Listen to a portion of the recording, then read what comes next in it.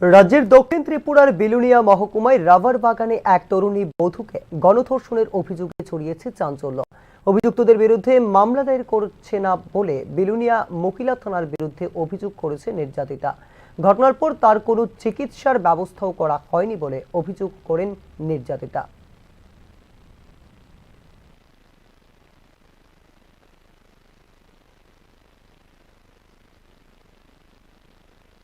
মিদল নাকে বাগানে কজদাইতে গেছে, তো আমার কজদাইতে আছে, তো আর স্বামী গেছে মিদল নাকে বাগানে বাড়িতে দ্রাম লইতে গেছে, তো আমারে জয় ত্রিপুরা আর মিথুন ত্রিপুরা আয়ারে আমারে রেপ করে স্যার।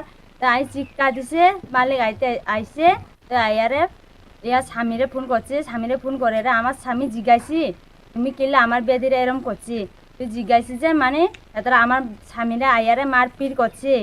তো আমরা হাসপাতালে গেছি, হাসপাতালে যাইরে আমরা করছি, হাসপাতাল দিন গেছি বিলুনিয়া মহিলা থানাতে গেছি।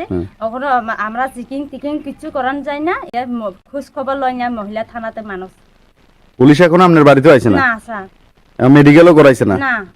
এরপর বিলুনিয়া মহিলা থানাতে স্যার করছি, আমার তো এরকম রেপ করছি, আমরা তো এখন চেকিং টেকিং কিছু করি না, আমরা জিয়া রেপ করছি ইয়ারে হেতারা সাহায্য করে পুলিশ থানা, এই পুলিশ বিলুনিয়া থানা। তো আমরা পঞ্চায়েতে আয়ারে মীমাংস করবার জন্য আমরা স্বামী স্ত্রী দুইজনে হেতারা সই লইতে আসি মীমাংস করবার জন্য।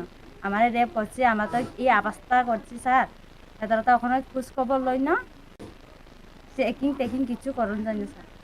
মহিলা থানার তরফ থেকে আপনার বাড়িতে আসে নাই না? না স্যার, খোঁজ খবর লইতে আসি না। আপনি কি চান এখন?